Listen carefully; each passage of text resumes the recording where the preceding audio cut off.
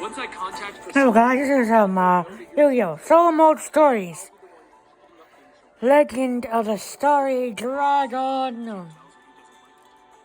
Julia says that she'll be tailing them from a private plane, and if anything goes wrong, she'll be able to extract Barbara from the So the next morning, Barbara goes to meet Jim's benefactor at the airport. But while he's still recovering, he goes back to trying to piece everything together.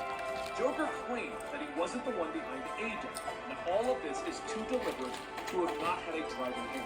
Somebody wanted to draw vengeance out of the shadows of the network. Somebody wanted to aggravate a family of serial killers who cannibalize people, and they wanted them to overplay their hands.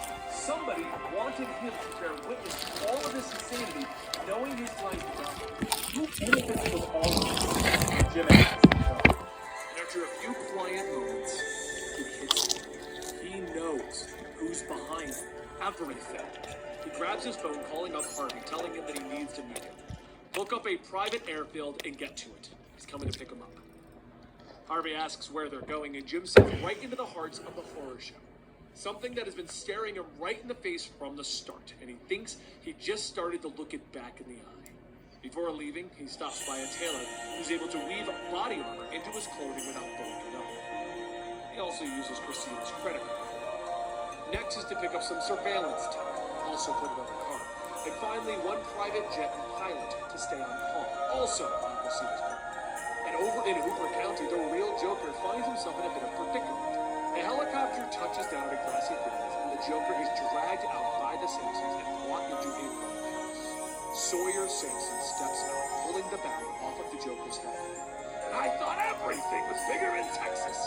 You're just a little old man, aren't you? Sawyer slashes across the Joker's face. Silence! As he licks the blade, Sawyer tells him that he didn't come here to listen to his nonsense.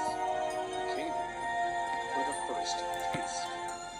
But while Jim sets his plan into motion, Barbara is standing in Jim's place for now, looking out the window of the plane, stating that it's really beautiful. Christina asks, really? I always found this part of the country unbearable. Fields of brown nothing, though perhaps I'm just spoiled. Or at Kohl's is the perfect place to start shopping because you can find a gift set for everybody in the family. Perhaps I'm just spoiled. Barbara says that she gets it, but Christina tells her that she can pretend better than that. She's been doing well the whole flight. Barbara looks inquisitive. You're a smart woman. You should hide your reputation.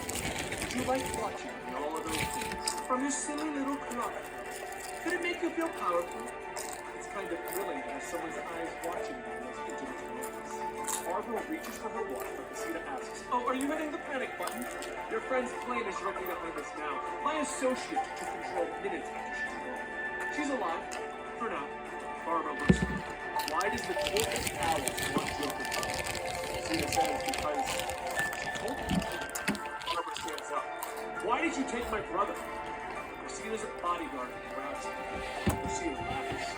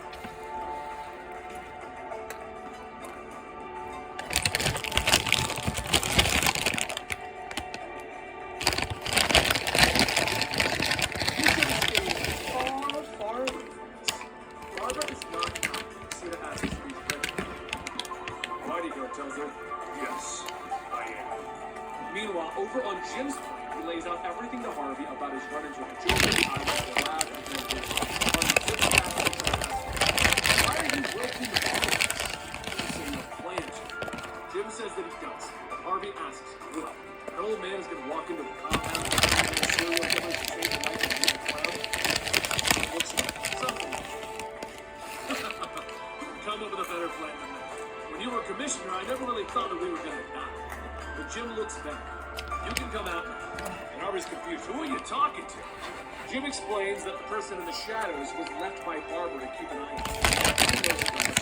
He's going to need their help right now, or none of them are going to survive anyway. Orphan steps out from behind the shadows. Jim asks if there's anyone else. He didn't bring the purpose. Orphan tells him, no, just me.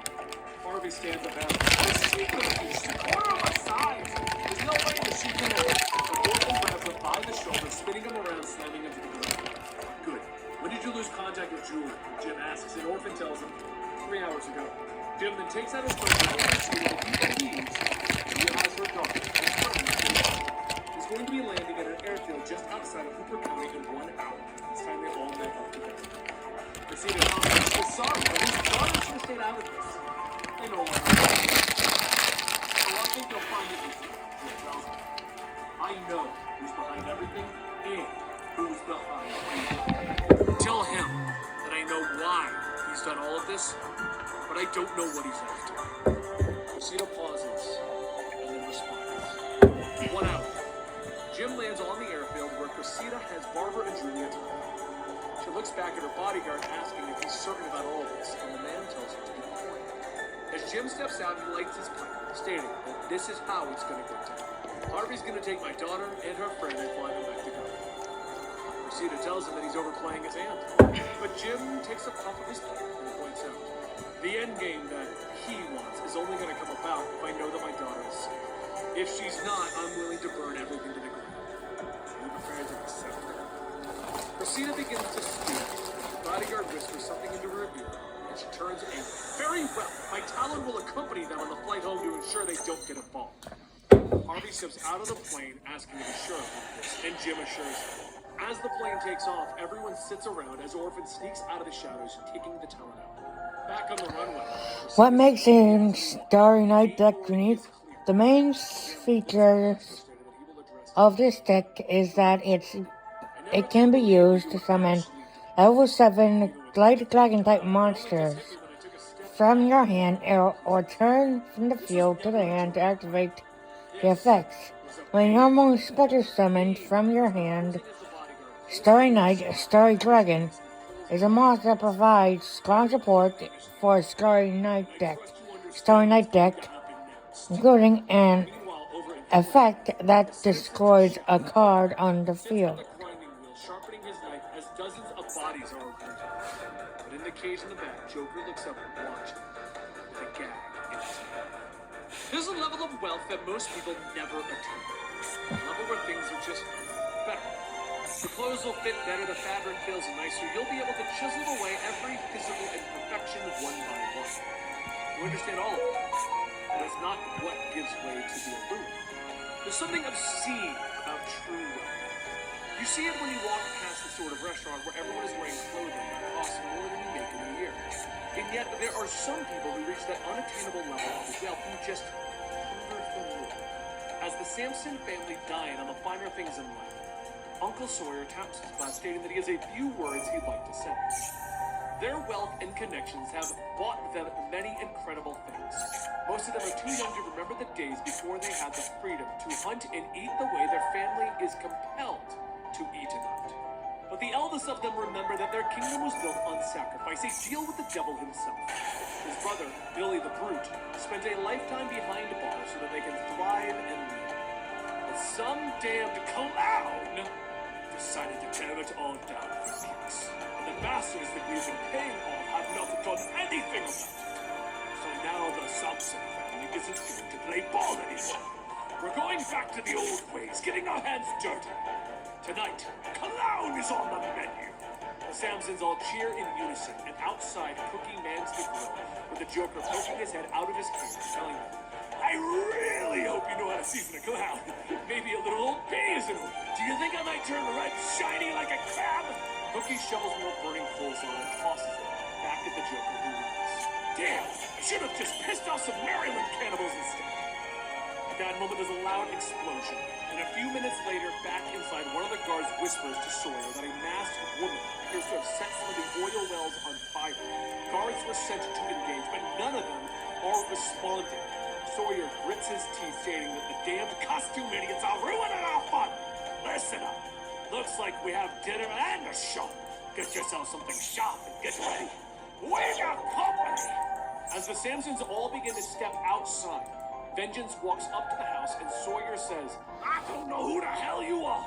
Some plant on the network to clean up, no doubt. We have this scrawny little clown out back for our main course, but look at you. Just imagine how those legs are chop up on the grill. Buddy, why don't you show her what a Samson man is made? Buddy growls as he begins to charge forward, but as he gets ready to swing his knife, Vengeance uppercuts his head clean off his shoulders. Everyone stares in sheer shock, and they all jump on Vengeance trying to take her out. But her fists make short work of most of the Sampson family. Sawyer watches. Hell with this! Vicky, get on your feet! We won't be having the whole family get slaughtered today. Vicky cries out, holding Buddy's head, asking what about him. Sawyer tells her to bring the damn head if she wants. You can keep it on your mantle for all I care. We need to get into the safe room. Once we're locked up, I'll call the network and get this whole thing sorted. With no one else Bye, 17 stars. around the house, it's a cookie already laid out over the grill. And the cage next to him open. Joker walks out from the other side, buttoning up a shirt. You know, I told Cookie that he was the better cook. But you know what they say? Better to show than tell. Here, you can have a taste too. Joker throws a plate of human flesh at Vengeance, who smacks it away, and Joker begins to sprint. Except Vengeance reaches out one arm, grabbing the collar of his shirt. She begins to punch. I was programmed to kill you, programmed to hate you with every fiber of my body. Even though I have broken free of my programs, I must kill you to be free. Joker begins to laugh. You were made enough fat and turned into a weapon. So what? We got flying aliens and robots in the future running around these days. You're nothing special. She punches again and the Joker goes on. You're just a nut. You know that if you kill me, they're not even gonna know that it was you.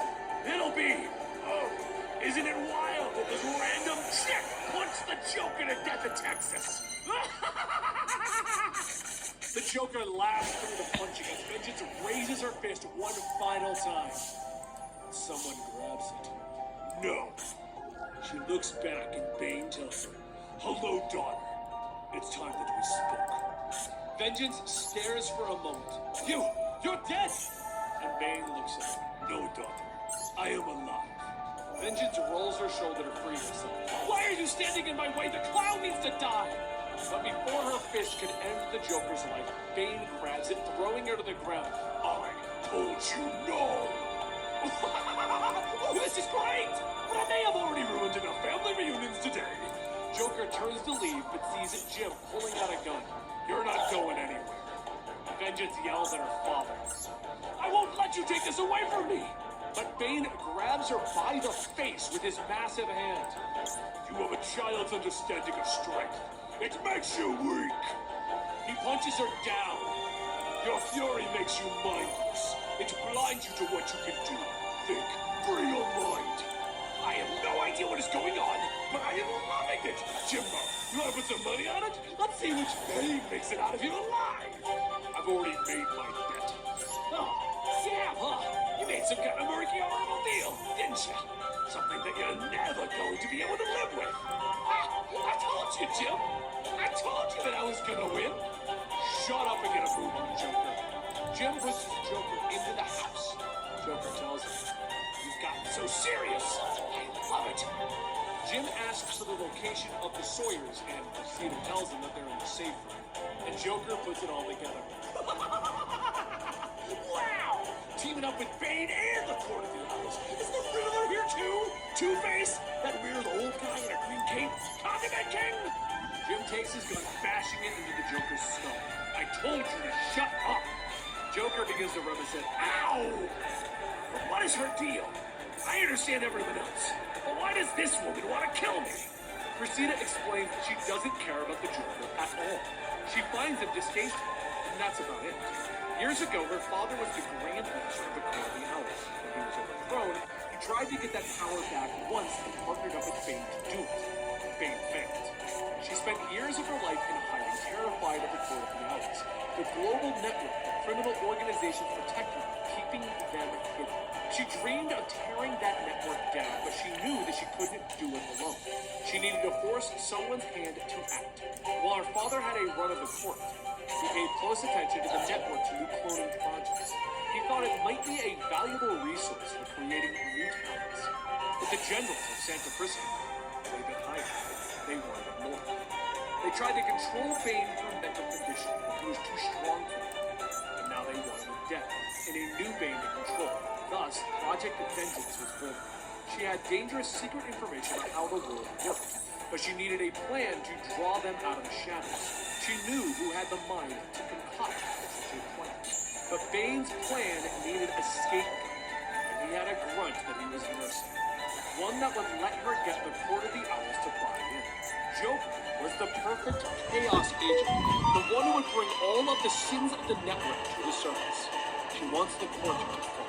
She wants the network to fall, and Bane wants his blood out of his captor's hands. Joker looks over his shoulder.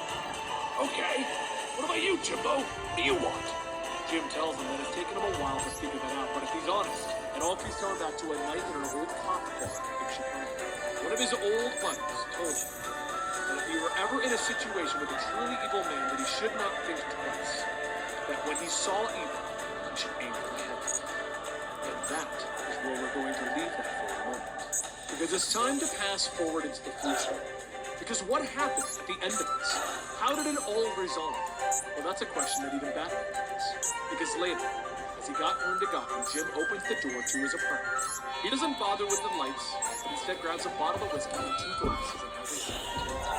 He pours both glasses and says, "You can come out now. You don't need to play it that way. Just come out and we can have a conversation." Batman steps out of the shadows. "No, this isn't a conversation. I need you to answer one thing and one thing only. Where is the Joker? What did you do, Jim?" Jim doesn't answer, and Batman asks again, "Where is the Joker?" Jim yells, I don't know. Did you kill him? Instead of answering the question, Jim looks at him. You know, back at the beginning of this case, that is exactly what I was hired to do. I didn't say anything about it because I wasn't sure I was going to go through it. And I wasn't sure I wanted you to stop me. I really considered it too. Had the opportunity several times, directly and indirectly. What happened in Texas, Jim? Jim looks at him. Do you know the criminal organization that I've heard rumors? Brushed up against the edges of my own work. Jim tells him. Today their organization is about to start to fall apart in their own hands. Batman claims. What did you do? Jim picks up his glass. I'm gonna tell you a story. It's a long and strange one, but I'll try to sum it up. The important parts that you need to know are, in the Chikora, there was a man who worked for the network. Real mad scientist, Batman. Slowly. He was trying to create a new generation of costumed villains that this organization could control to keep prying eyes away from what they did in the network. The network also spent decades luring the most dangerous criminals to these little resort spas where they could stay off the radar of heroes and authorities. They also collected DNA from the villains, which was how vengeance was created. However, I wouldn't have found out about any of this without a young woman named Cressida Clark. She's the one who sought to expose the network. She wanted to tear down the organization, then it cast out her father and destroyed her life. Through her father, she knew of the existence of vengeance. And with that, she allied herself with Bane. Together, they devised a plan that threatened to lay out the larger shape of the network for the authorities. They needed a scapegoat, though, to allow them to act freely, so they framed the Joker, who they knew was using the network resorts since the events of the Joker War. They then came to me, needing someone that they thought could piece together the larger mystery and drag the network into the spotlight. I was given money to deliver the Joker's head on a planet, but as I started to get involved, I saw that there was so much more to this. I believed the Joker was angry about something. He was also being used by the network, and that a target had been placed on his head. So before Jim could continue, he looks at his empty glass. Hey, how about we go? I always felt like I was a bit more honest with the Batman nods. As they go out, Jim lights his pipe and continues his film. You see, at some point, the Joker had figured out the network and taken his DNA, and that they were going to use it. And they were going to create Jokers that they could control and weaponize. So he burned down the lab that I found in his house, and went after the man behind the program and Magic Bullet. He was going to bring the whole system down. Everything was going according to plan until the Sampsons, a cannibalistic family that was rich and living in Texas. They weren't a part of the plan. Suddenly, bad was Bye bye, shining stars. she Bye, seven shining stars. Seven shining stars. Seven shining stars in the light. The seven sins of the sprite. but no sooner than she did, vengeance Stupid. get the Joker. We were glad to make good songs. Problem with entering We'll a cut a safe video down. Texas is that Oh, no yes. man's lined with guns. Guns the Joker seemed to have gotten a hold of. Vengeance tried to get in, but there was some muffled talking and the pounding on the vault door eventually stopped. I think Bane had a hand in getting her out of there. After tying up Sawyer and Vicky, Joker pointed his gun, stating that he had to kill somebody. But who? Now, the Sampsons had already lost everything. Joker felt it would be more fun to watch them on the news. But I knew one thing all around. If the Joker was going to kill me, he would have done it a long time ago. I called him out on that bluff, and I was right. So he shot Cressida. Joker left, and Cressida asked me to bring it all down. That was her dying wish. I promised her that we would. Afterwards, Sawyer and what was left of the Sampsons got rounded up. Bane and Vengeance most likely took their fight to Santa Frisco. Joker, well, Joker's Joker. He's back in the wild. For so long, the Joker has been my thing. So long that I may have lost sight of all the other devils out there. I picked my shot and I turned. And it meant letting the Joker live another day. Pretty sure I'm going to regret that. But I can live with my choice. Just make sure to not let that damn cloud stay free for too long. Batman looks at Jim. I'm right. Jim tells him that. After that, Jim made his way down, letting his mind drift to the gym. He wonders where he is at. But as his mind drifts further off to other things, which is probably healthy, Jim slept soundly because he doesn't hear that laughter anymore. He no longer dreams of Joker. And there you have it, the full story of the recent storyline Joker. Now, come on, we all knew the Joker wasn't going to die in the end. He can't die. But I do think this is a great actual character development for James Gordon. I'm hoping it gets reflected better now that he's apparently going to be working off on his own. And I'm not sure if this kept because I haven't seen James Gordon in the mainline Batman book yet. So maybe this did keep. I don't know. We'll find out. But if you want more of these, check back every Monday to the Comic Story channel to get more full stories. And if there happens to be some that you think you may have missed, we've actually launched a Comic Story and Full Story channel that only gets full story re-uploads. A lot of them are the other ones that didn't get recommended, so maybe there's one there that you have missed out on. Check that link down below. And if you want to continue to support us, please consider going to our YouTube memberships and to our Patreon. Thank you guys. I'll see you next time. Earning your degree on life is closer than you think. Apply today to the dual relationship.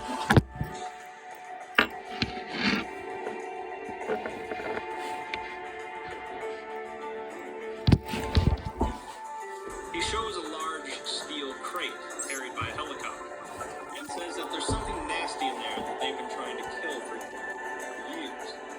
And he's going to open it and point it in Calvin's direction. Whether the thing in the box gets them or his army, he's going to have the spear when this is done. Calvin heads back to the Jeep and they drive into the battle. While driving, Calvin reveals how he got a hold of the spear. When he was younger, he went on a walk with his mother through the countryside, and they came across a lake. His mother turned and said that she recognized someone in the lake, and she proceeded to enter the water and disappear. Calvin saw hundreds of bodies in the lake and followed his mother in, seeing her smile at him as she sank. He fought through the bodies for hours before getting out of the lake, and nobody would believe him about what happened. He went back to the lake recently, not finding any bodies in the water, and he was approached by someone that he barely remembers, like the voice of a person superimposed over a ghost. This entity offered Calvin a choice, taking him back to the moment when his mother was about to enter the lake. Calvin was forced to choose between saving his mother or taking the container that held a weapon that could destroy the foundations. He chose the spear and realized that he had always had the container ever since that day at the lake. The entity approaches him again and gave him the 2 vials of fountain water as well. Calvin also reveals that he stole Agent Yu's journal from Marshall Carter and Dark by punching the old man in the face and running off with it. A few hours later, Adam Adam tells the others that the mountain village he grew up in is nearby, and he might have a plan if the American is cocky and stupid enough to march his army up the mountain. They head to the village with the army in pursuit and find it empty, save for one old man. The man's skin seemed redder than normal, and his face and body bulged in certain areas. Adam asks the man where everyone else is, and the man replies that they are all still here, around us, because the sickness came for them. He says his ascension has nearly arrived as he begins crawling towards them. Adam explains that when he was younger, people here started getting sick with no explanation and no functioning cure. And as they got more sick, they began to change. Eventually, the Foundation arrived to clean it up. He's interrupted as 056 and his army arrives in the village, led by a massive, chained lizard creature, SCP-682. He says that he's got two problems here, and he intends to leave with only one, implying he plans to use the spear to kill 682. The American is whipping the lizard to keep it moving, and eventually it begins charging towards Calvin's team. It's stopped, however, by the old man standing in the middle of the road. The lizard opens its mouth in disgust and asks what this filth is, and the old man extends his arms and exclaims that he has ascended. His body proceeds to split open and expand, becoming an SCP-610 entity. It lets out a horrible cry, which is joined by many similar sounds coming from the rocks around them. What follows is a full SCP-610 attack, as all of the village people that had been infected were simply lying dormant in the mountains around the village. The Americans' Army Division is hopelessly outmatched and unprepared for this, lacking any incendiary weapons. Massive 610 entities begin flinging some of the Army's trucks and personnel carriers, destroying a helicopter in the process. Calvin's team sprint towards an empty Humvee and begin driving it out of the village when they come to the main square. Here, the old man, turned flesh entity, is battling the lizard, while the American is riding on the lizard's back. His hat has been knocked off, his shirt is ripped and soaked with blood, and he's racked by fury and bloodlust. Olivia takes out a rifle and fires a shot at him, but he deflects the bullet with his whip. Yes, we've gone full anime now. She shoots again, but he deflects the second shot as well. Third time is the charm, however, as he narrowly misses the third bullet, and it sinks into his heart. 056 dies in shock and disbelief, and a throng of 610 entities rip apart both the American and the lizard. 8 down, 5 to go. SCP-682's bones collapse into dust, but a tiny lizard crawls out of the pile, shoots a dirty look at Calvin's crew, and scurries off. As the team drives away from the village, they discuss their next target, who Olivia says is known as Blackbird. The journal says that he just has a way of showing up, and suddenly Calvin slams on the brakes as a small man is standing in front of their vehicle. He wishes them a good evening and says that he hears they are going to soon be looking for him. 055 Blackbird is described by Agent Yu as jovial, friendly, outgoing, and remarkably personable, unique traits among the Overseer Council. Despite this, there are some inconsistencies, as although Blackbird doesn't seem to care for all of the secrecy of the Foundation, he's the head of the department in charge of maintaining records on all the different groups of interest known to the Foundation. Additionally, some sources believe that Blackbird suffers from a multiple personality disorder, and there's a story going around that says when the Chaos Insurgency came across a strange red disc, SCP-093, they used it to go to an alternate dimension that had suffered some sort of religious doomsday. They had found a document in that dimension detailing certain high-ranking members of the religious governing body. And Blackbird was pictured plain as day. It's also said that one of the staff members rescued from the alternate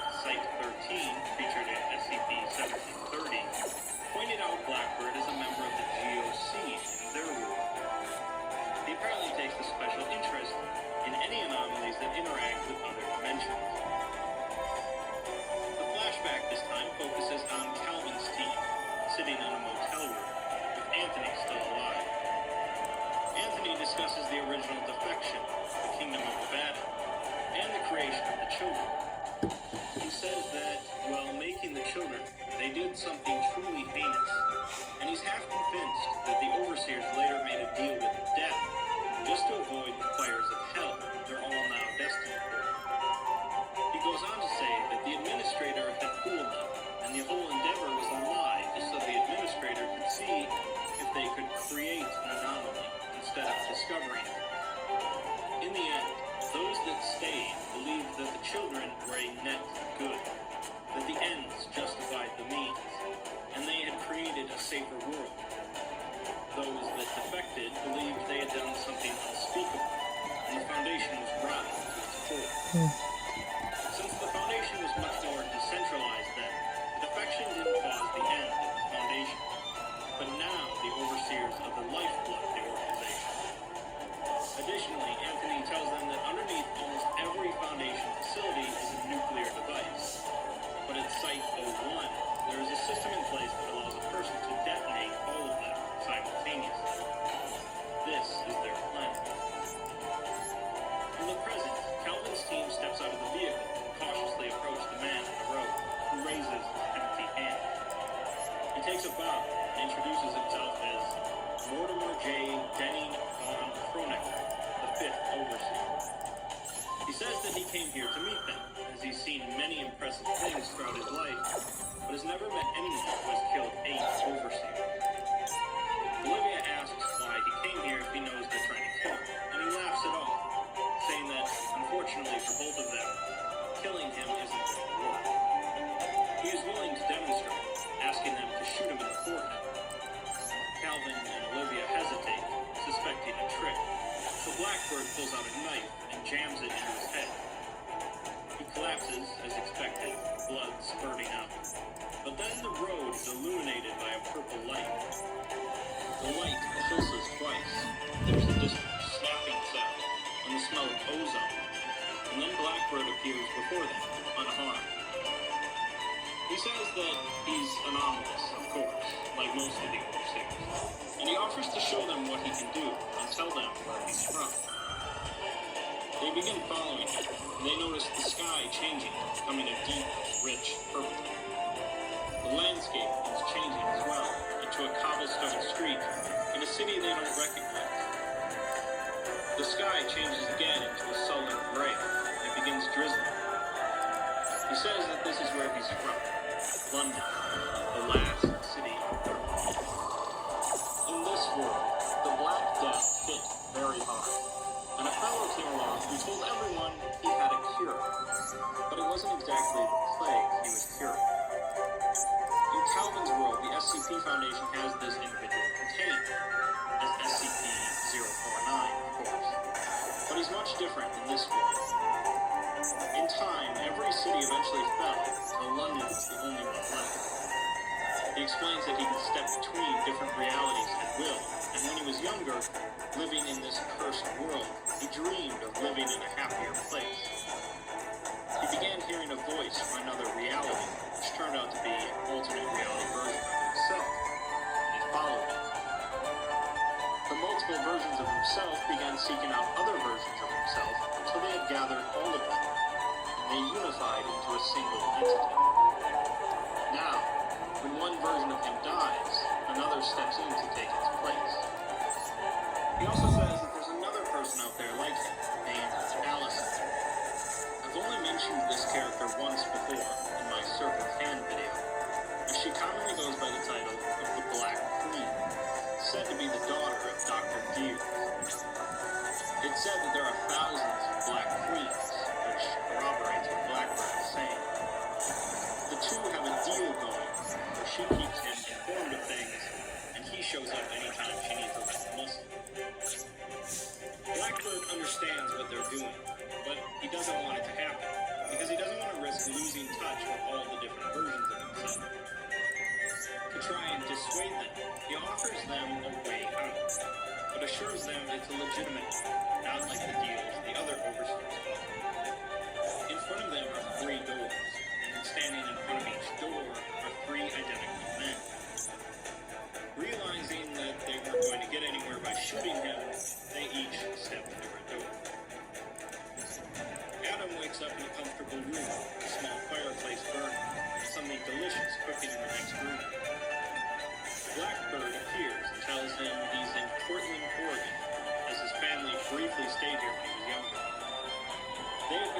asylum here, but they were denied, leading them to the mountain village. But in this world, they were successfully granted asylum. In this world, his parents are still alive, living in Los Angeles. But he stayed here because it felt like home. He's interrupted by a voice coming from the other room, revealed to be Calvin. Blackbird reveals that he knows Adam loves Calvin, and in this world, they ended up married. Blackbird leaves him by saying that this is a life he can live without fear, a life that is his own. Olivia walks through her door and ends up getting salty water in her face, and she's on the edge of a yacht. In the center of the deck is an easel, a rack of art supplies, and a half-finished painting. Blackbird appears, saying that this is her boat, and she has nothing to worry about in this world except the easel and the sea. She's not convinced enough by this, and a muscular man comes up on deck from below, whom Olivia seems to recognize as someone named Kevin. Blackbird has been watching Olivia for some time, and knows that Kevin is a former lover, and an anomalous artist himself. And in her world, she accidentally killed him during a foundation raid. In this world, there was no accident, and she can take this boat anywhere she wants with him, living a worry-free life. Calvin steps into a grassy field, surrounded by woods, recognizing it as a place near the lake where he lost his mother. He and Blackbird watch as the young Calvin walks with his mother near the lake. Bodies begin to appear, causing Calvin's mother to step towards the water. Blackbird says that the reason Calvin didn't save his mother was because he was a scared boy, but now he has the chance. He's shocked, however, when the young Calvin turns to look at them, and then looks at the tree line, where a figure is standing, holding a tube. Blackbird recoils as adult Calvin approaches and takes the tube from the figure. He opens it, and a pair of glasses tumble out, with the name A. Bright inlaid. Adam Bright. Blackbird cries out, asking why the figure would throw all of their endeavors to waste, saying that at least he tried to fix the problem. Calvin realizes that Blackbird was trying to show them each their ideal worlds, and asks him why he wouldn't be satisfied by this one. Blackbird says that the other two wanted things that can be reasonably achieved, but all Calvin wants to do is kill the Foundation, all because of this moment. Despite being given the choice to change his life for the better, Calvin is still choosing violence. He puts on the glasses that the figure gave him, and sees that Blackbird is, in actuality, a horrific bird creature covered in rotting flesh, with a swirling mass of faces howling from inside of it. Calvin says that his mother died long ago because of monstrosities like Blackbird. Blackbird finally decides to leave this reality. The figure tells Calvin to turn the tube over, and two more objects pop out. One is a fishing rod with the words, Dr. Wondertainment's interdimensional line and lure, emblazoned on the side. And the other is a wiffle ball bat with the words, Bird Be Gone by Data written on it. Dr. Wondertainment you should be familiar with, but Dado is a somewhat comical and mysterious individual responsible for creating a handful of SCPs. Calvin uses the rod to snag Blackbird, pulling both of them to a different location, a wrecked cargo ship, SCP-455, and Calvin proceeds to begin beating Blackbird with a bat. Blackbird flees their different realities and different locations as Calvin follows him. They visit a Foundation site as a doctor, Dr. Contract, rides SCP-682 to a lobby, as depicted in the tale, Duke Till Dawn.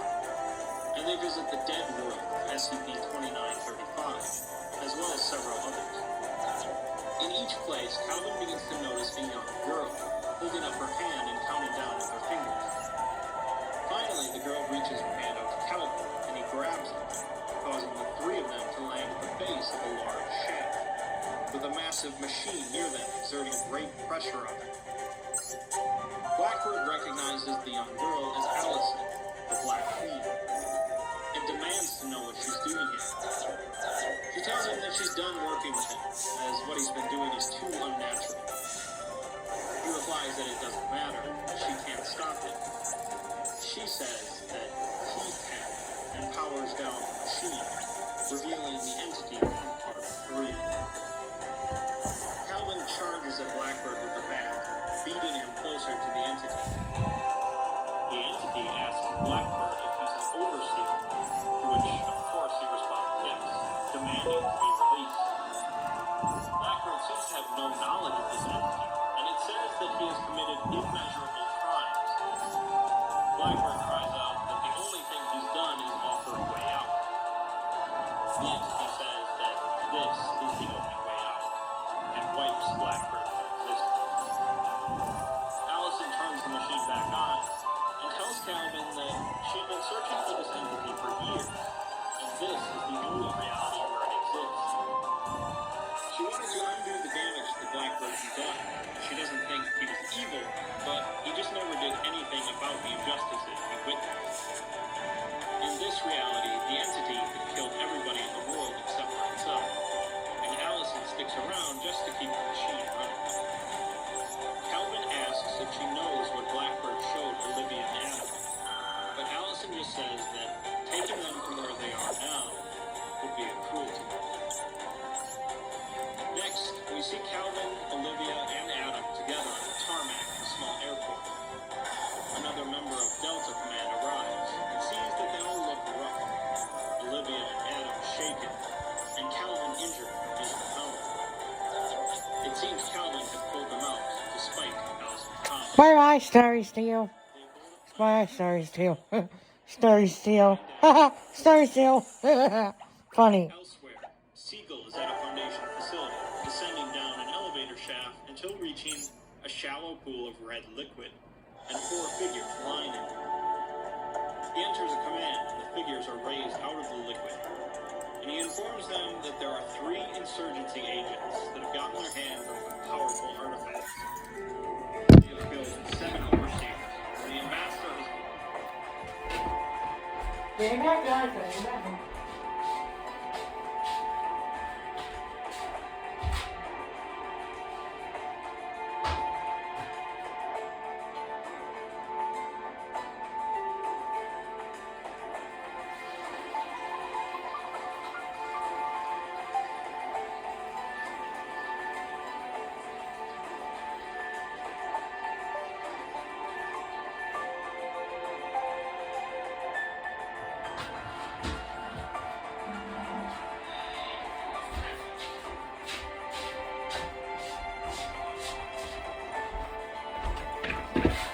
Come on, guys. How to use the bathroom.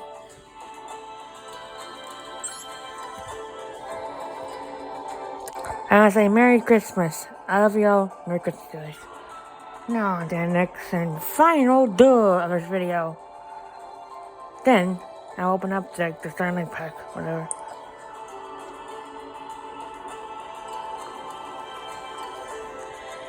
are missing their next likely target.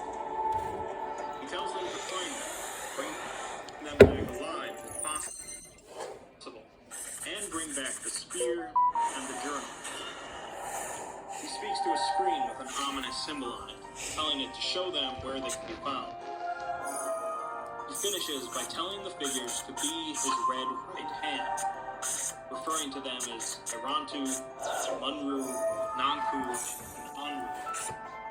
You might know them better as MTF Tau Phi, Samsara.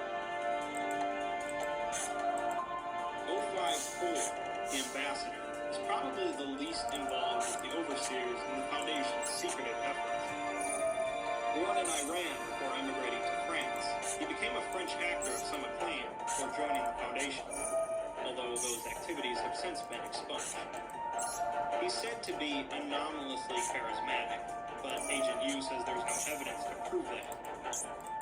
He acts as the frontman for the Foundation's PR efforts, anytime they need a public face for speaking to various governments or corporations. Sources indicate he was responsible for drawing American attention away from Mexico during the Broken God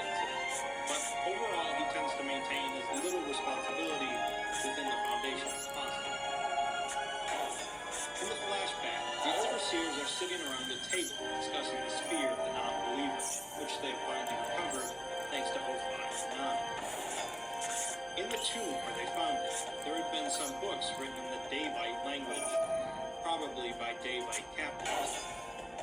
The text implies that the spear possibly predates even the Davites, and it was considered a legendary weapon even to them. The overseers discussed the concept of killing a god using a weapon, with 0513, death, assuring them that it is indeed possible. 059 recounts a myth, saying that when God first smote Lucifer, a shard of his crown fell to the earth, where it was found by Cain. Cain then used that shard to kill his brother, not a rock, and then used his bones to create the spear. They move on to discussing where to keep the spear, as their current location is due. The phone rings, Siegel picks it up, speaking in hushed tones before hanging it. He then says that Sophia will take it away, out of time, and he hands the spear to her. She flickers before disappearing, and the overseers suddenly realize that the spear was never there at all.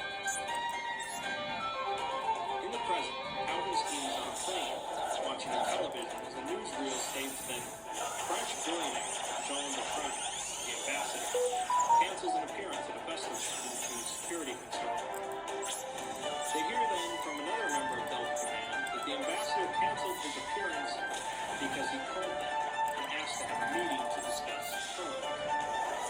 Apparently, he intends to surrender as he sees the light at the end of the tunnel.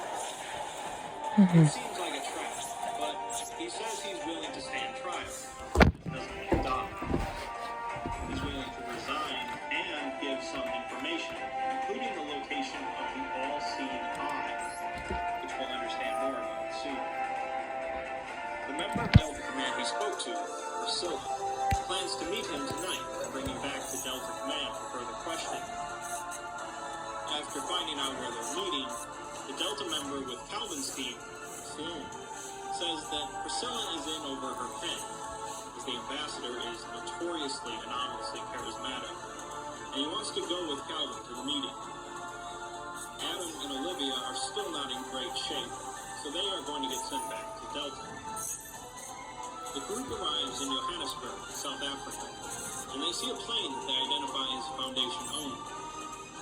They meet up with a few other insurgency agents and head into the airport to find Priscilla sitting in a meeting room with the ambassador.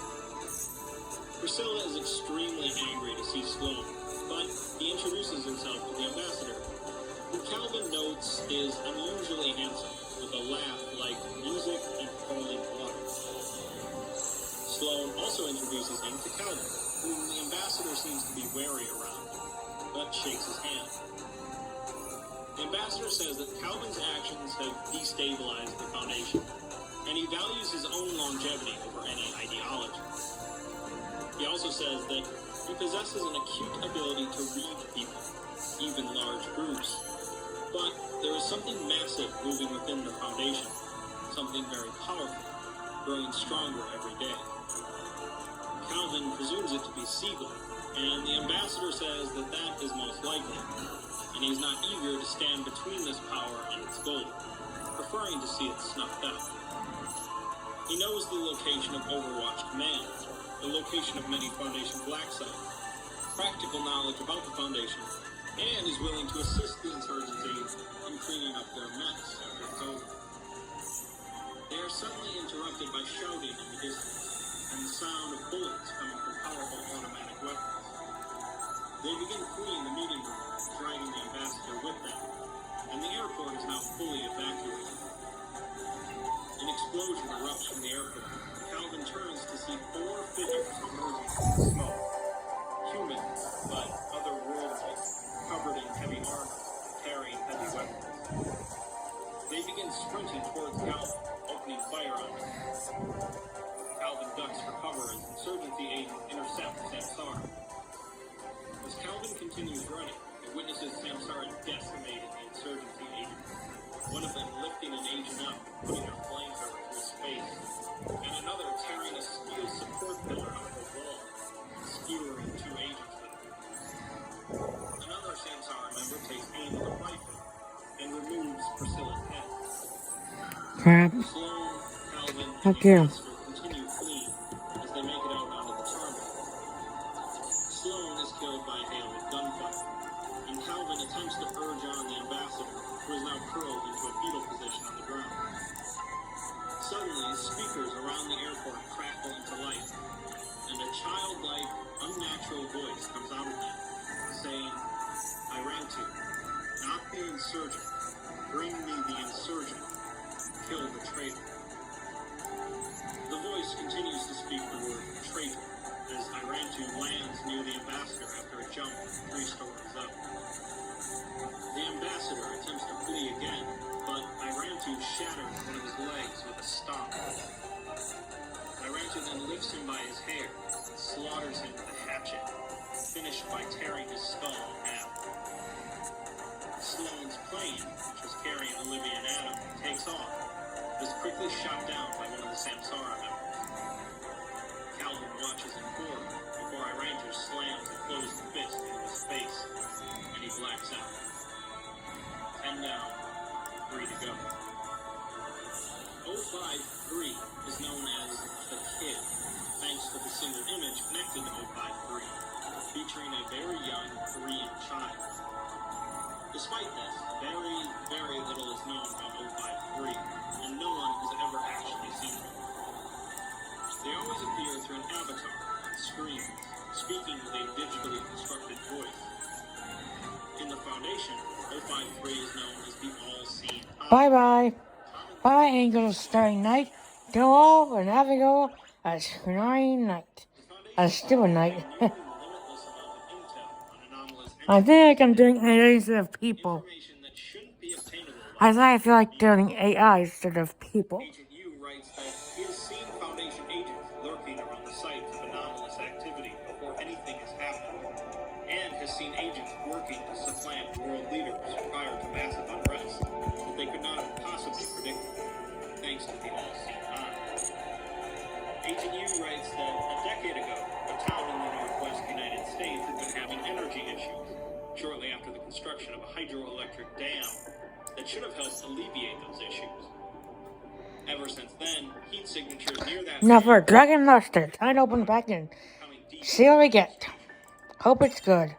Agent Yu also cautions that the all-seeing eye will be Please be protected good, please be good, please be good, please be good, please be good. that are not entirely human. I don't believe in God. Yes, God's real. If he's real, we got the ball rolling. We see Siegel entering Never the mind. ward, where Sophia, 052, is laying on a hospital bed, near dead. Green says that Come on. she was dying because she was hung up with silk nails, making her curse. Siegel recounts the time when Sophia first told him what she could do, dancing through time, as she called it. Then one day she disappeared, and when she returned, A Suki gunship? punched through with Meh. dark iron nails, and her side had been skewered. 0513 had warned them that the nails were old and dangerous, and something would end up happening to her blood. The overseers could protect themselves from diseases, but curses were something quite different. Blackbird had prescribed some treatment, but her condition was still worsening, as he could only delay the inevitable. He says that those nails were not designed for someone who survived the crucifixion. Now she has only hours to live, days at most. Blackbird reminds Siegel that a certain contract could protect Sophia, but Siegel is hesitant. He wonders if the others have made Sophia's condition worse just to bring him to this decision point. And he hesitates because Sophia had been against the contract. He finally makes And then I've been today's duel. This video a duel. To Merry Christmas to all, and to all a good night, and to all a starry night of the booth. Merry Christmas. Bye, guys.